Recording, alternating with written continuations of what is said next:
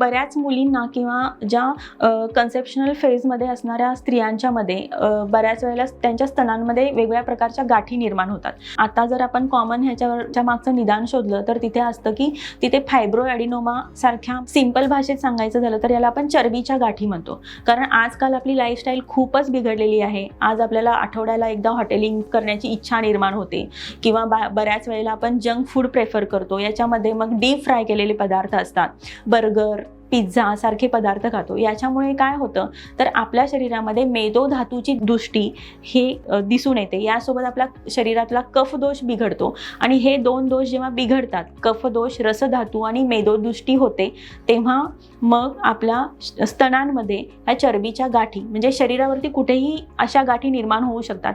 पण स्त्रियांच्यामध्ये विशेषतः गर्भाशयाला आणि स्तनांमध्ये ह्या अशा पद्धतीच्या चरबीच्या गाठी निर्माण होतात. मग अशा गाठी जेव्हा स्तनांमध्ये निर्माण होतात तेव्हा आपण त्याला फायब्रोएडिनोमा म्हणतो आणि अशाच गाठी जेव्हा गर्भाशयामध्ये होतात तेव्हा आपण त्याला फायब्रॉइड असं म्हणतो.